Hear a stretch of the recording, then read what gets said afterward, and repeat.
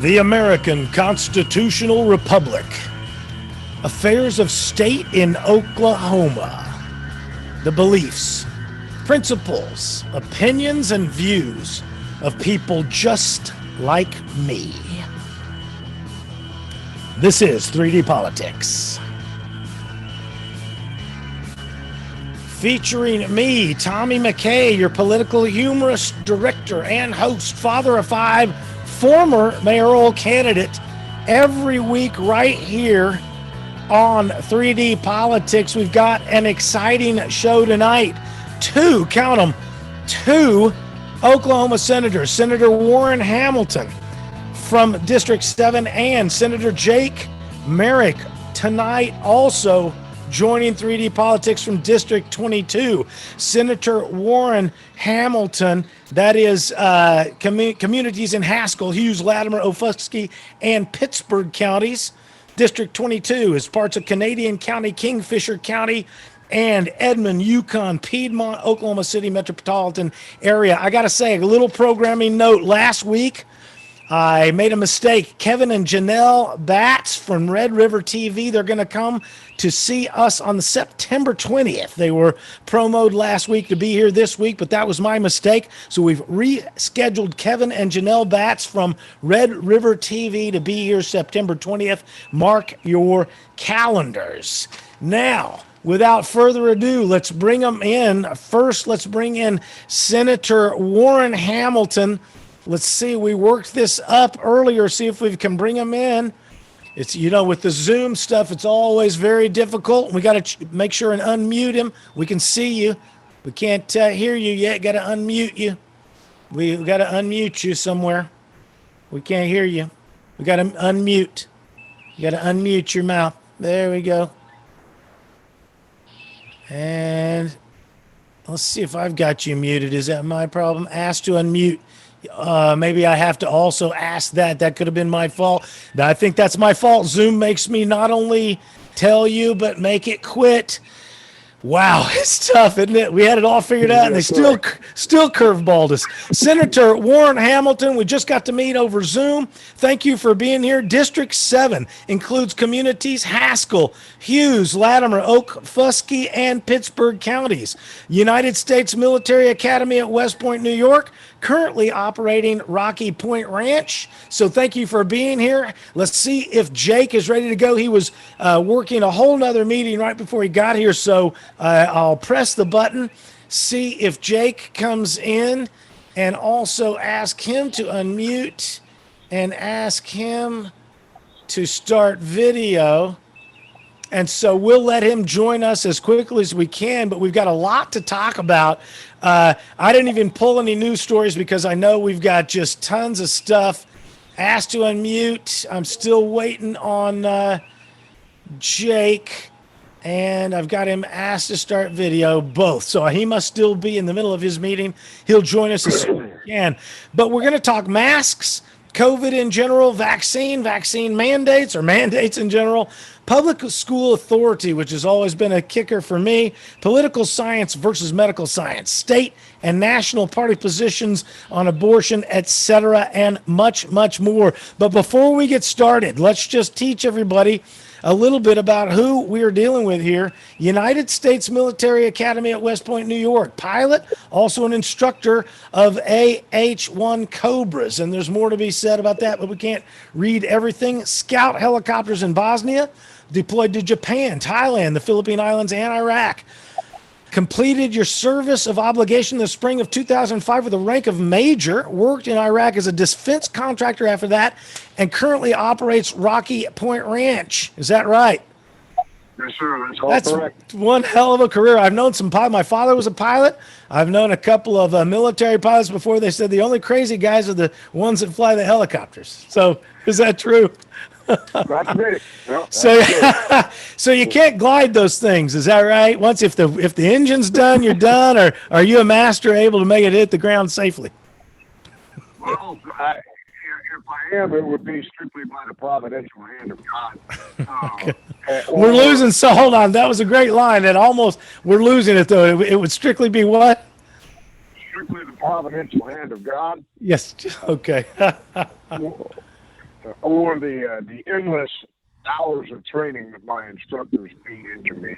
Either way, which is almost a little bit of both, same thing. But no, hats off to that kind of career. Tell me a little bit about Rocky Point Ranch. Tell us all about it. I looked up a little bit and I'm ready to buy some. But what do you do out there? And tell us more than just the beef, but the holistic approach to the ranch. Well, that's really the nuts and bolts of it is we try to run as many different species as we can. We've got the moneymaker for the ranch is the cows. The sheep are rapidly our close second. And then the goats are a very distant third of the sheep. But we initially got into sheep and goats as a natural organic herbicide, if you will, organic weed control, to try to eat all the noxious weeds that the cattle won't eat. And they've done a fantastic job at that. And the sheep actually thrive in this kind of an environment. They're a very low maintenance animal. Senator, we are having a tremendous trouble with your audio. It is, I don't know where the microphone is. Are you on a phone or laptop? I'm on a phone.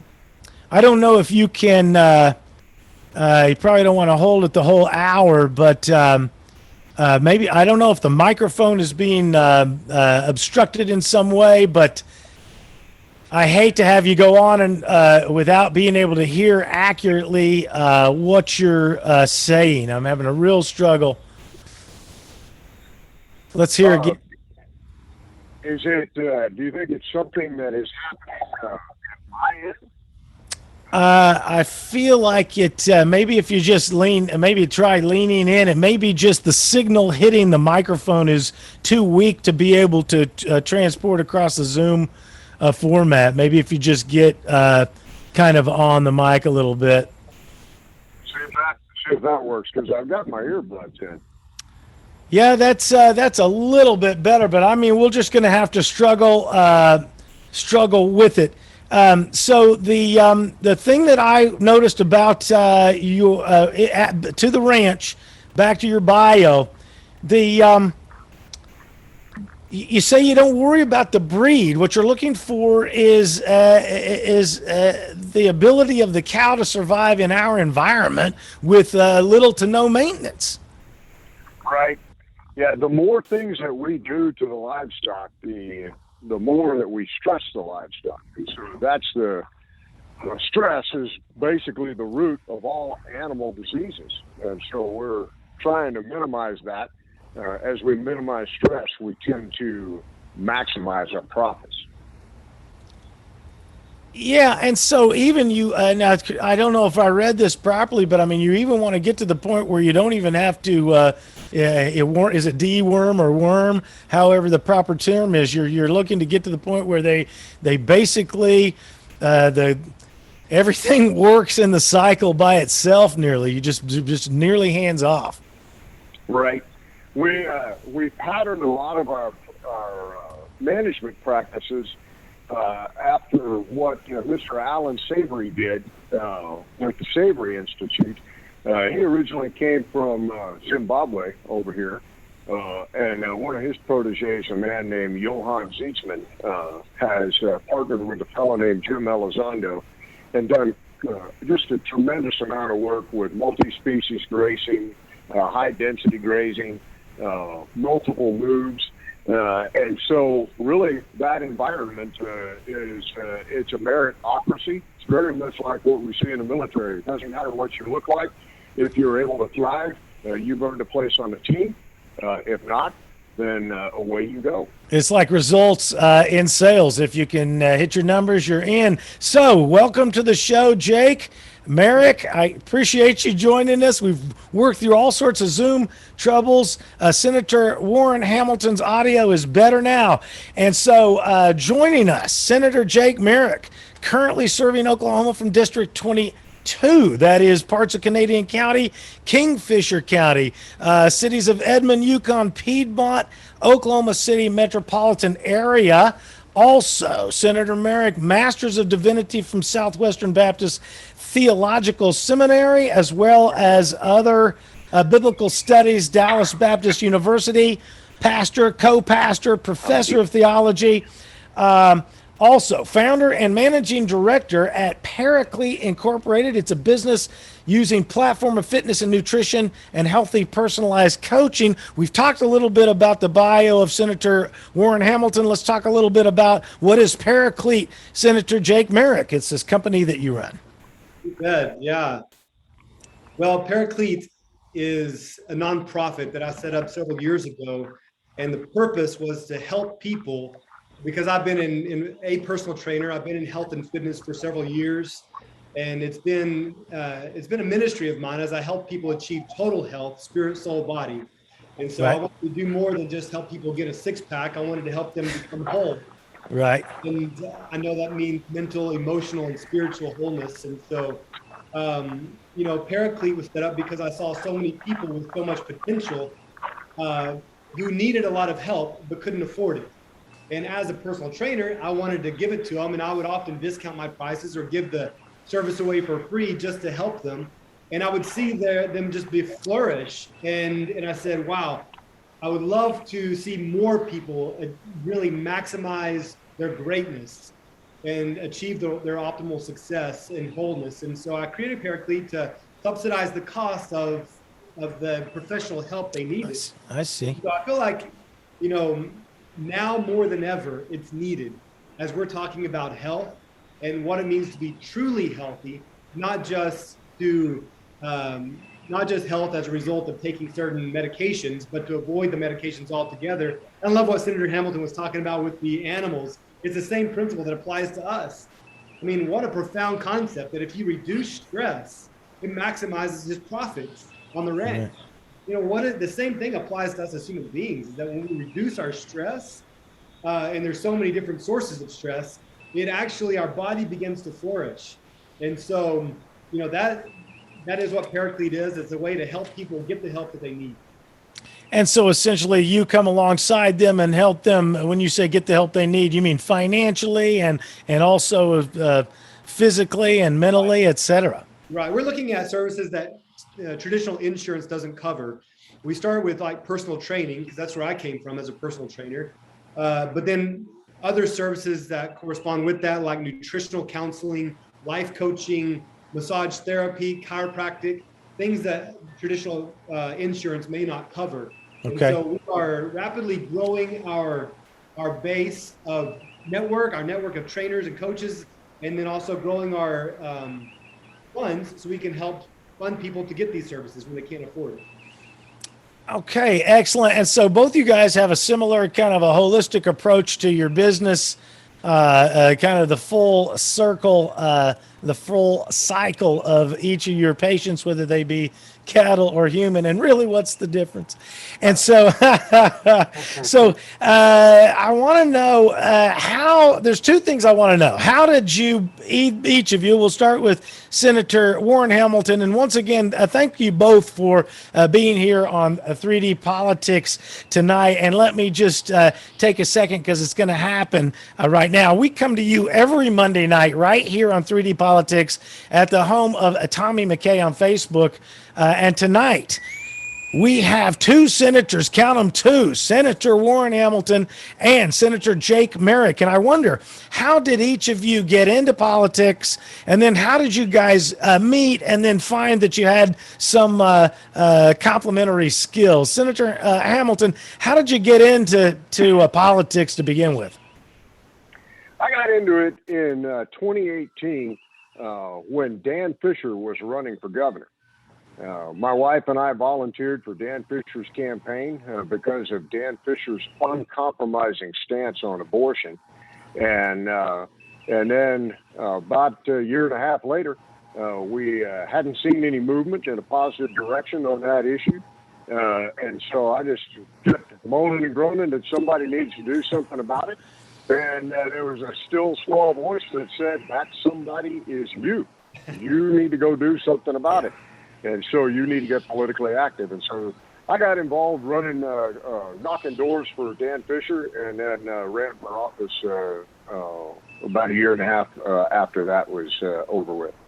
Excellent. Yeah, it's kind of that thing. Somebody needs to take out the trash, and that seems like the guy who noticed is the guy that gets to do it. What about you, Senator Jake Merrick? How'd you get into politics? I'll tell you, the seed was really planted when I was at Christmas with my family, and we were sitting around the couch watching Fox News, and we were listening to AOC and her gang talk about the Green New Deal. They were introducing the Green New Deal, and I was watching AOC go on and on about this, and it was really riling me up. So I remember standing up off the couch, my sister sitting next to me, and I said, this is the new generation of liberal Democrats. She's young, and she is the face of the next generation of Democrats. So where's the next generation of Republicans? Where are the young Republicans? Why aren't they stepping up? And my sister, she turned to me and said, "Why don't you do it?" You're the man. Again, it was a still small voice, but it came out the mouth of my sister. It's that's funny. It was a seed that stuck, and it just began to germinate and grow and wouldn't go away. I couldn't get away from it, and knew that it was going to require action. And it was just a unique, crazy time to get in 2020 when I entered to run for Congress. And not only did we enter in 2020, but we entered the congressional race as our first race. And so it was truly diving in the deep end, learning to swim as we go, learning what it's all about. But it truly set us up to not only understand the dynamics of the political game, if you will, but to get some name recognition, to get out there. And it really primed us and set us up for the run for state senate. Ran for mayor. It's not my story tonight, but I ran for mayor in 2016 because of a similar thing. I found myself with Mayor Dewey Bartlett Jr. And I was the only adult in the room, on the radio. And it's like, you can't just lie to me in the public over the radio. And so what I found was that there's no credibility whatsoever out there. And it's not that I would be a great mayor, but it got so bad I had to run. I mean, that's how it's like. I never thought I'd ever want to be mayor. But you find yourself in a position where somebody's got to do something, and you end up being that person to step up. So tell me how you guys found each other in the political realm. What I was also going to say before I moved on, running for mayor led me to meet a number of great people, you two included now, but a number of great people. Spectacular citizens, but also a great appreciation for our founding fathers in the system of what I want to call vagaries. In a dictatorship, there are no vagaries. There's no room for error, and there's no disagreement on things. In this world of freedom, there's all this room for disagreement and vagaries of exactly how we're supposed to do exactly what we're supposed to do. It's a great system. We were saved by the states being federated instead of a one nationhood. This COVID thing would have wrecked us if we were a nation state. Thank God for the Federation of States. Our founding fathers really built a fantastic system where people like me can get up into the system and argue with the millionaires. Now, back to you guys. How did you guys meet? And then how did I can see clearly why it worked out that you would work together, but how did you guys become the duo that you are? I think it has a lot to do with each of us having a black and white stance on abortion, and really all the issues, all the questions, they aren't black and white. And if they're not black and white, it's because somebody is usually the one who's being asked who's trying to dodge the question. So with regards to the issue of abortion, what you'll hear people claim is, I'm pro-life. Yeah, 100% pro-life. Okay, so why haven't we ended abortion? Well, it's that bad old Supreme Court. We'd stop killing babies if we just get permission from the Supreme Court, But since the Supreme Court won't give us permission to legislate, well, then we're just going to continue to do this egregious evil. They spent almost $70 million since 1973, and really, the people that make those statements have abrogated their responsibility and their legislative authority. If there is a supreme branch of our government, it is the legislature. It's not the Supreme Court. And we have a duty, in addition to having a responsibility, to stop child sacrifice or abortion. And that's where Jake and I both, where we kind of got together on it, is that we don't say, well, we'd like to stop it, but Okay. there's no excuses on it. Excellent. So I think I found our first hook, because that sounds like we're going to run off. So Jake, chime in on that, and then we're going to touch that a little bit. Yeah, absolutely. I mean, we both get our moral directives from the same place. We're both in the race for the same reason, and we're in the fight for the same reason.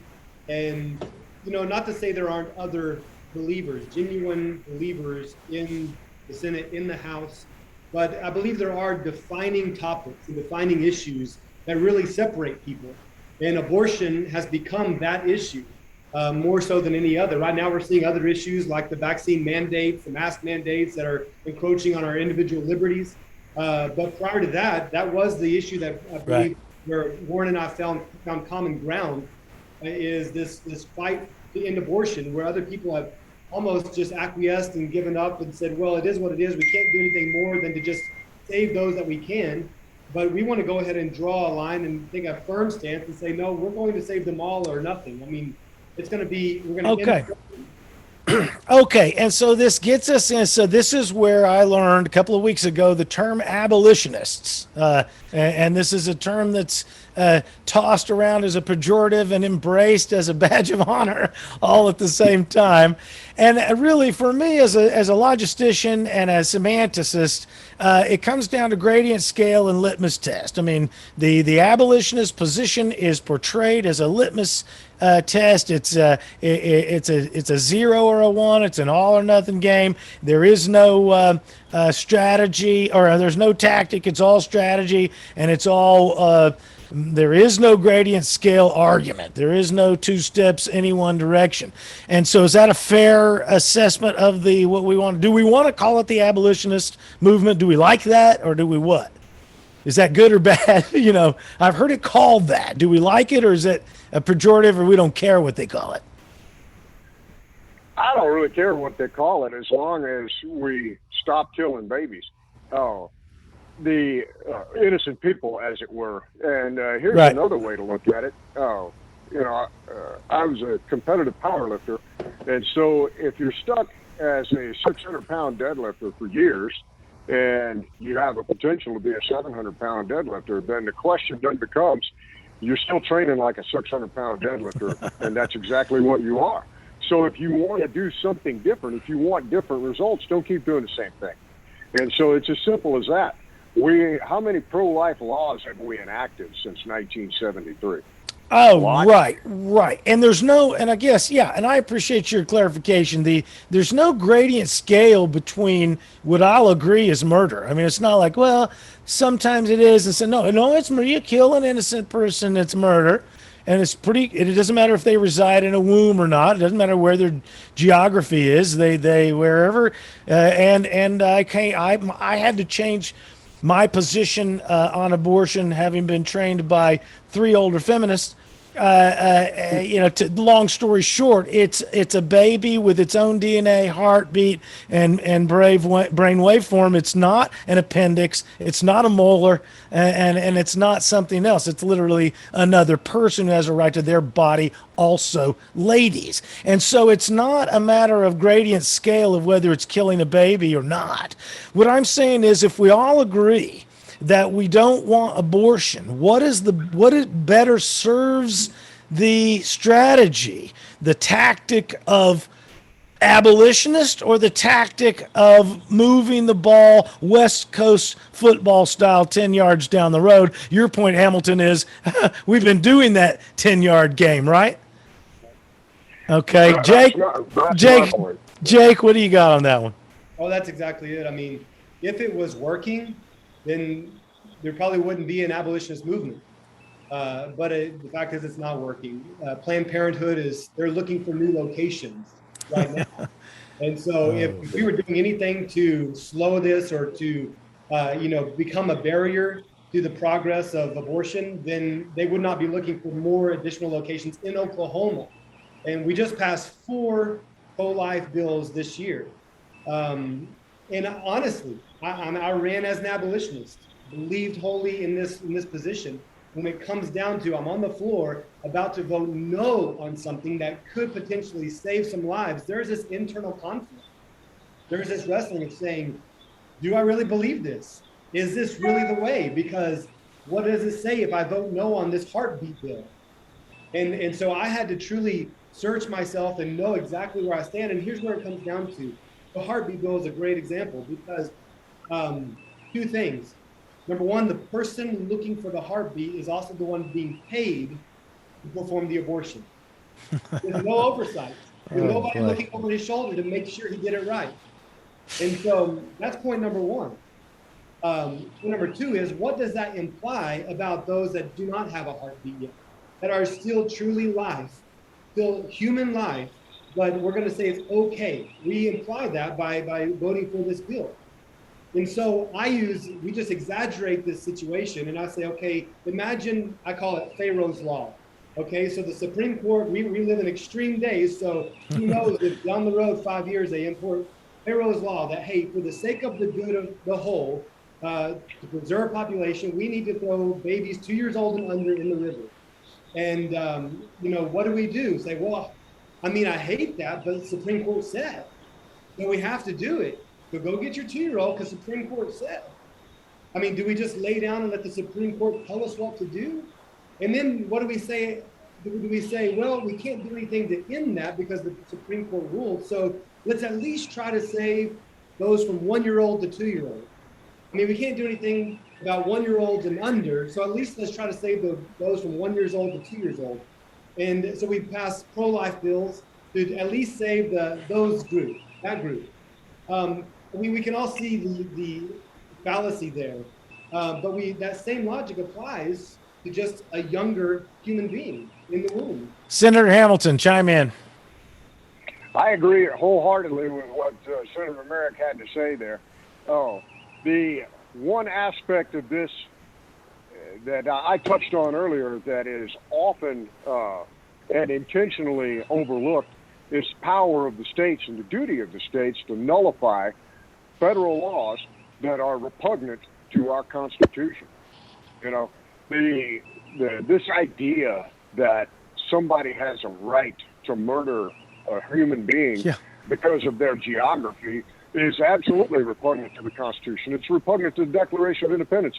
We didn't have 102 men, women, and children that got on board the Mayflower and sustained 47 out of 102 dead over the first winter because they were looking to form a country where we could have drag queen story hour and murder our kids. that was not on their radar. That's ludicrous. It's an anathema to the Mayflower Compact, to the Declaration of Independence, to our Constitution, and to anything about America that is good and decent. And there is much about America that is good and decent. Quite a bit. The question, let's talk about public school authority and how it encroaches on parental rights. I mean, we have a crisis in the public schools. And when you talk about how it used to be 100 years ago, we used to agree on words and what they meant. We used to know. Today, you say something repugnant to the Constitution. The kids today, the Republicans of tomorrow, the children of today don't even know the Constitution. They are socialists through and through because of the school systems. And so you're listening once again to the amazing show 3D Politics. We've got about 1 minute before the bottom of the hour. Joining me is Senator Warren Hamilton from Oklahoma District 7 and Jake Merrick, Senator Jake Merrick from District 22. We're talking about the heavy stuff: masks, COVID, vaccine mandates, public school authority, and abortion. But as we get through the break here, I do want to talk about public schools and the problem we have there, why the children don't know how to act in a constitutional republic. But let's cut to the break now. I'm going to put you guys, I'm going to turn off your video, and we're going to light it all up again. And you guys will have to turn it on again when I... Oops, here we go. And we stop your video. Goes like this. Here we go. And I got, want me to start it back up? Not yet. Hold, Roger quiet that. on the set.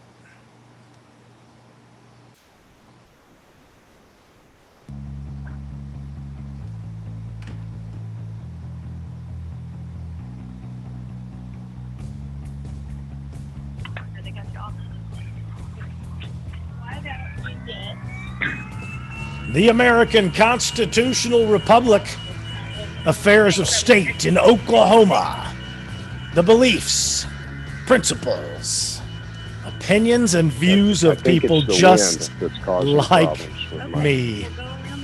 Here we are again, 3D politics. We're going to bring in Senator Warren Hamilton, and we're also going to bring in Jake Merrick, Senator Jake Merrick, and Senator Warren Hamilton. See if we can light them back up again. There they are. And me, your fine host, Tommy McKay, 3D politics every Monday night.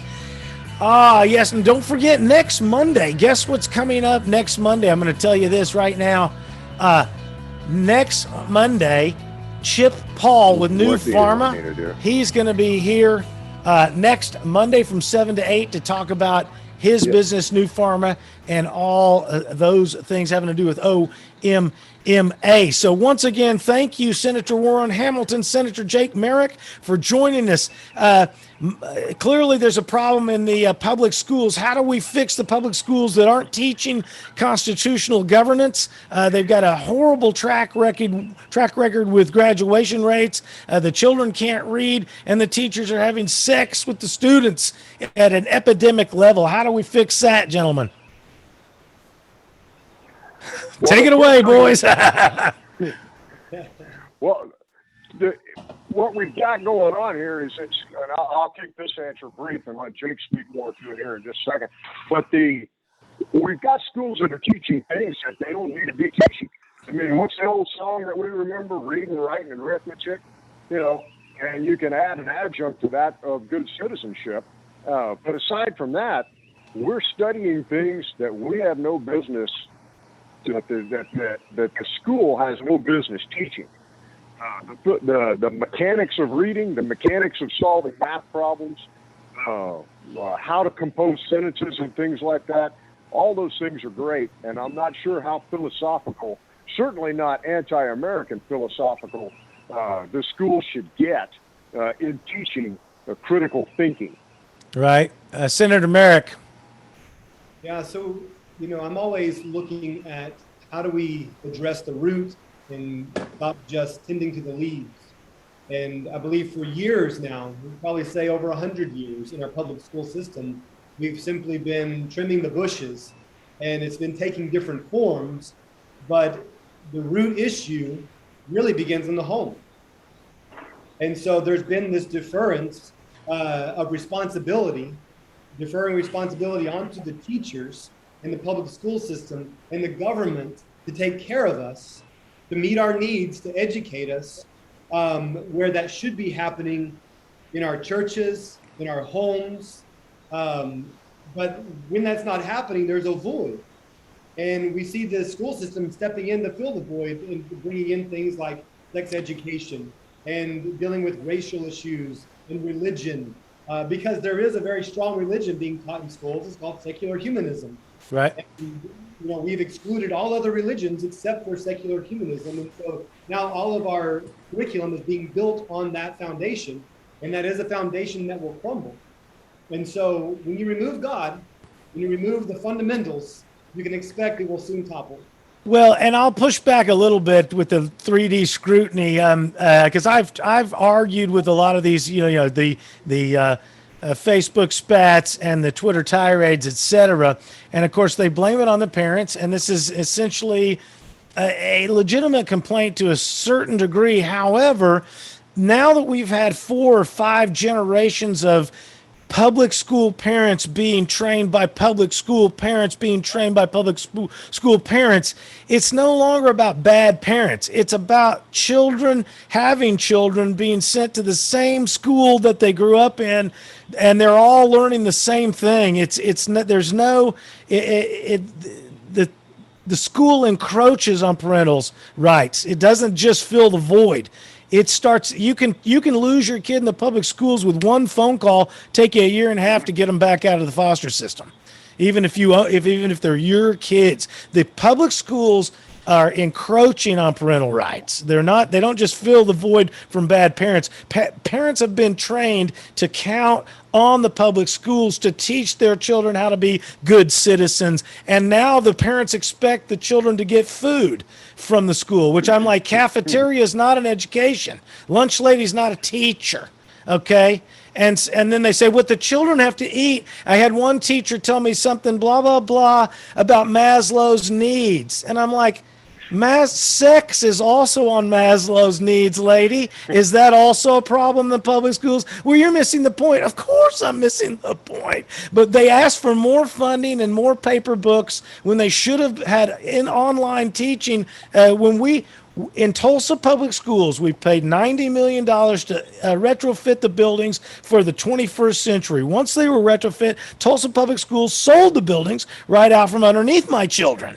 Okay, so the money goes in. They don't teach the children. Clearly there's a sex problem. They think that they got to feed the children first. Some schools offer dental and counseling, etc. They say there's a cut in public education. They say we don't have enough counselors. I'm like, that's the parents' job, man. Plus, we continue to call government the church and church government. Let's get the government out of doing the charity. It's not charity. It's called eleemosynary spending. When the government takes your money and does a good expenditure with it, that's eleemosynary. It's not charity. Tell me, gentlemen, you both run nonprofits, and I've got a burr up under my saddle about nonprofits because this country is in debt to the tune of a whole lot of money. Nonprofits were started back in the 20s when we weren't in debt. We had Carnegie building steel mills, and my opinion about nonprofits, and I'll have you guys correct me, no one should be allowed to have a nonprofit, including the church right now. No one can afford to be nonprofit. How does nonprofit help you guys in your business, and how am I wrong about nonprofits? Well, I believe that, the impetus for forming a nonprofit is the tax break, not necessarily for us, but for the donors. And for those that want to look for a place to direct their funds, their money for charitable giving, they're looking for a good cause to connect with. And that's one of the incentives, the perks of being able to give. So I started my nonprofit to help people, to truly come alongside people and see them successful. I didn't create it to get wealthy. Of course not. To redirect funds or anything like that. And so I wanted to give people an incentive to be able to give so that we could help more people. And yes, nobody, you lose a lot of control when you go 501c3, et cetera. Warren Hamilton, what do you think about, how does a nonprofit help your business? And how am I wrong about nonprofits? Well, the first thing that comes to mind when I hear a nonprofit would be the church. And so the church's job isn't to generate income. It's to bring the gospel and to make disciples of all men. So if the church is going to be persecuted by the state in the form of taxation, and the hoop that they have to jump through in order to avoid that persecution happens to be establishment as a nonprofit, okay, well, it's an unnecessary hurdle that we have to go through. So that's I haven't given given that subject a whole heck of a lot of thought. Yeah. You mentioned Andrew Carnegie. So Oops. He's not one of my favorite guys. These guys that are the nonprofits, the tax-free foundations. Oh, it's not my jet. It's the Bill and Melinda Gates Foundation jet. Well, it's not, I just happen to be riding on it. I'm just a hapless passenger. And so that's the kind of stuff that and I'm not sure if that's where you were going with. No, that's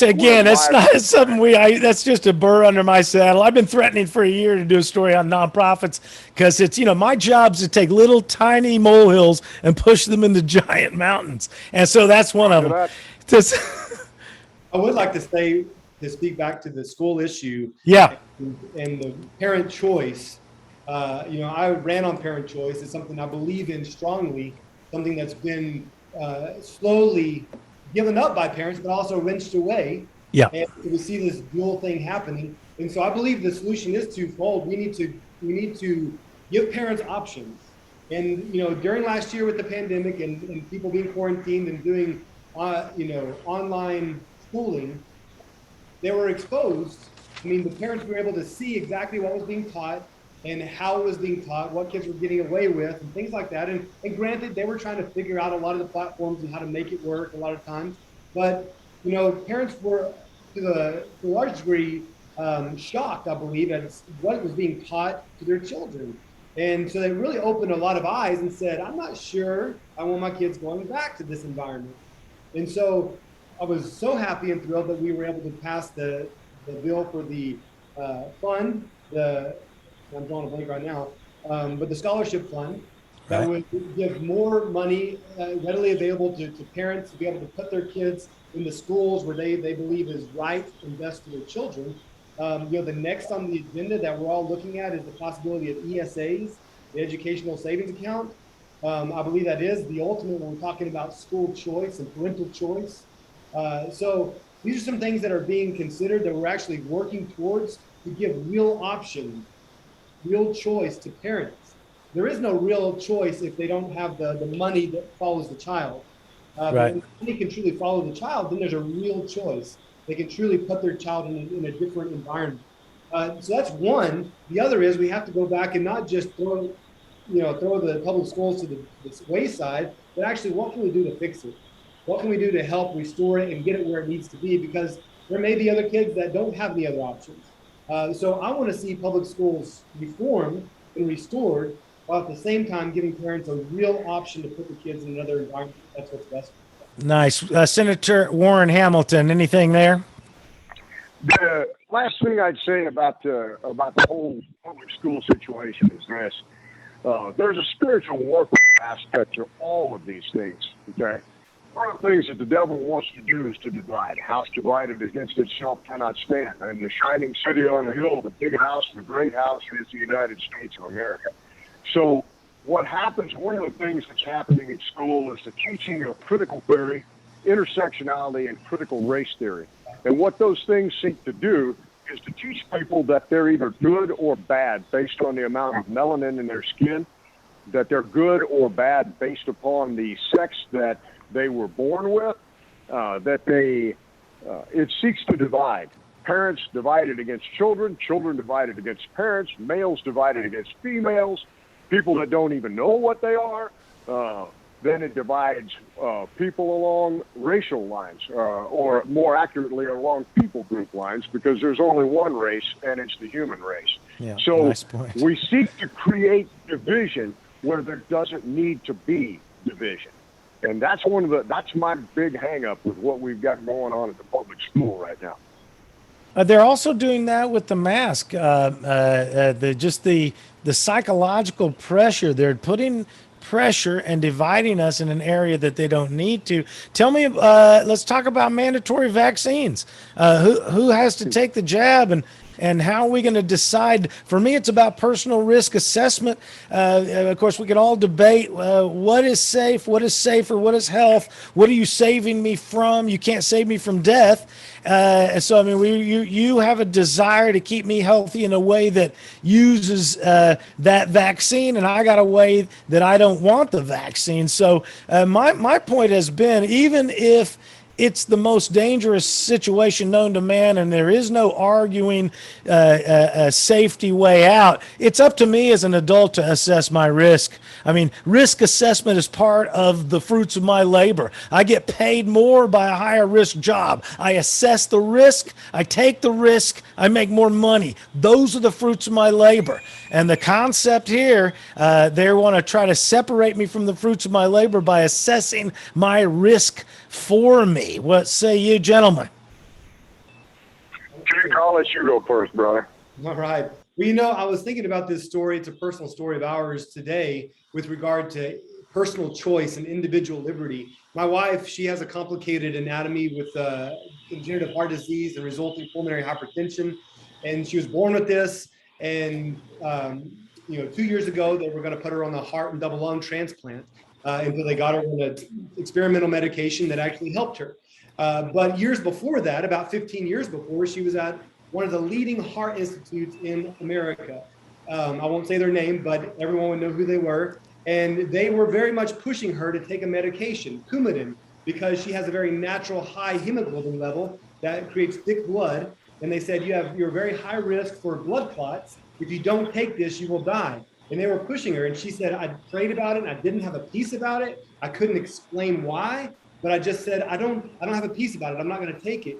They wanted to get her psychologically tested because they thought she was out of her mind and not in her right mind. And so she ended up getting past all that, refusing the medication. They came back a couple of months later and said, we actually, after looking at your anatomy, found that you have an interesting vessel that goes into your lung that's not supposed to be there. If we would have put you on Coumadin, you would have bled out before we could have got in to save your life. Wow. And so God was actually speaking to her, warning her not to. That may have worked for 99 out of 100 patients. Right. But for her, it wasn't going to work. In fact, it would probably kill her. And so we can't just say, well, it's proven science. Trust us, take it. No, you know what? You have to be led. You have to know and use your own reason and say, it may be good for everybody else, but it's not good for me. And that's okay. Mandatory vaccines, Warren Hamilton. It is un-American and it's evil to the core. We read in the Bible about Nash the Ammonite coming in to the men of Jabesh Gilead when they were going to surrender to him. And Nash said, I'll accept your surrender if I can pluck out the right eye of all the men. And so anytime we have government start coming in and violating the persons of their citizens, now we have the living image of tyranny. So I've got plenty of negative things to say about the vaccine. I will not be, and I say that vaccine in air quotes. I don't believe that it is a real vaccine. I've seen several things from the medical field, anecdotal evidence of people showing up at the hospital that think they have COVID, they test positive for COVID, and they're offered the COVID vaccine. My question, if I was in those guys' shoes, would be, I'm in the hospital and I'm sick enough that I have to be in the hospital with the disease that you're offering me a vaccine for. Clearly my immune system is not doing what it's supposed to do. Why are you going to give me any vaccine when my immune system is been down like this?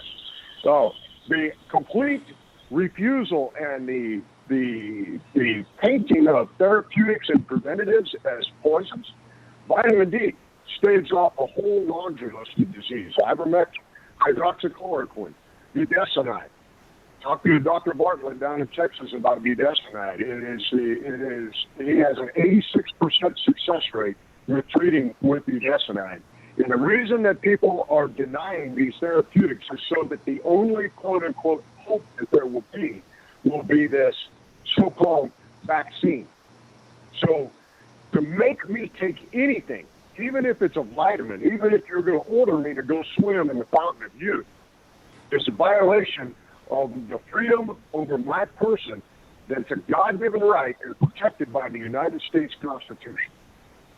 Well said. That's quite well said. And for me, it's a philosophical debate, and I'll even allow for my opponent to say, okay, let's say that the shot will do what you say. The vaccine does. So what are you trying to save me from? Is my first question. Oh, we're trying to save your life. And I'm like, well, you can't. I will die. There's no. Oh no, you don't understand, right? So what are you trying to save me from? We don't want you to get sick with this thing. Well, you won't guarantee I won't get sick. Yeah, but the odds are. Well, now you're into gambling, right? Now you're gambling with the stick. And so I have to bring up my odds. Well, I could have these other side effects, Oh no, you don't understand. I make a whole living after not understanding stuff all the time. We've got about 4 or 5 minutes. So mandatory vaccines, I think we can all agree that is just an atrocity. I'm amazed. And right now they're rushing to these things to get FDA approval. We got people taking the vaccine. We got companies forced. Here's a dirty little secret. If your company has a contract with the federal government and the federal government has a vaccine mandate, your company has a vaccine mandate. or you don't have the government contract. So this is the dirty little secret: is the liberals will say, oh no, the government can't do that, the companies, it doesn't matter. If you're in telecom and you have a multi-million-dollar contract with the government and you've passed government clearance, you're going to have to take the vaccine to keep your government contract. It'll be mandatory through your business, not through government, but through government policy via through the business. So, push for legislation. I wrote a bill that would prohibit mandates, vaccine mandates, in all state agencies, state subdivisions, hospitals, schools. They would not be required to travel or go to entertainment venues. So that's what this bill says. It's very strong, straightforward bill. Then Senator Bullard has also written another bill that deals with discrimination. We're looking at Montana that has a bill that deals with discrimination. Senator Hamilton wrote a very strong, clear letter that we submitted to the governor that requested a special session. And so this is where we're at right now, is we need a special session to be able to bring this to a vote, to be able to decide, are we going to intervene and do something on behalf of the people of Oklahoma, or are we going to sit back and just see what happens? I don't want to sit back. I know Senator Hamilton is not going to sit back. We are ready to take action. So this is what we're really pushing for, is a special session as soon as possible, not down the road, but like next week, so we can get in there and vote something in to protect the people of Oklahoma. Senator Hamilton, what do you think about a special session that he's talking about? I think it's absolutely necessary. Representative Sean Roberts from up in Albany, he wrote a letter in early July. I wrote one in late July asking for the same thing. And then Sean's also put together a letter to the Senate and the House asking for people to sign on amongst our peers, asking for a special session. How does a special session happen? I mean, who makes it happen? So the governor has constitutional authority to say, you knuckleheads get in there and vote on this. Okay. Or we have the authority as a legislature, if 2/3 of us get together and say, hey, there's some garbage going on and we need to get it fixed, and we need to get it fixed right now. One more question and I'll let you go on here, but I meant to ask this earlier about the Oklahoma legislature. Even with my public schooling, I know that we have 50 states. Everybody gets 2 senators, and that's 100 guys. In Oklahoma, we have a House and a Senate. How many senators, and how do they figure that out in Oklahoma? We're talking about state senators? Yeah, state senators. How many state senators, and how do they calculate that? Go ahead, Will. Anybody know that one? So it's calculated by population. And the original. I'm sorry. Go ahead. I don't have to have the form. I'm not trying to push you for formula. So even though in the federal formula, it's just 2 per state, and the House of Reps is by population per states, right. At least in Oklahoma, both the House and the Senate are by population. Is that correct? Right. All right, that answers my question. So I have kind of allowed us to just free range. I didn't try to pin us down to anything, so it's kind of been a shotgun approach, and I've just allowed us to kind of meander a little bit back and forth. And once again, my appreciation for you guys being here. It's always an honor to have the movers and shakers you got. So what is your upcoming legislation that you're pressing now? Anybody? It's for the vaccine mandate to prohibit that. Okay. It's the issue staring us in the face right now. And it's simply because we have hospitals, primarily hospitals, but also other private entities that are looking at firing those that don't get the vaccine. And this is what we need the special session for, is to vote on that. Okay. Anything else before we start to close out? Any other pet peeve issues, etc.? One of the things that you're going to hear from members of the legislature and members of the executive is this kicking the can down the road on the vaccine mandates that, well, I just can't interfere with private business. And that's a cop-out, and it's a bunch of garbage. And if you're saying that, then you're telling the people that you represent a lie. We closed down private businesses in the springtime when we shut the bars down, because the COVID vaccines, the COVID virus is just going to run rampant after midnight. But before midnight, it's just not out there hassling people. Okay? We regulate people's businesses with the size of the parking lots, with the width of the doorways, with what bathrooms they're going to get. If you want to go paint somebody's fingernails or cut somebody's hairs, you've got to get a license in order to do that stuff. So don't tell me this garbage about regulating private business is why we can't say boo about a private business mandating vaccines. Oh yeah, there's got to be, and at this point, there is no world we can live in that has no viruses.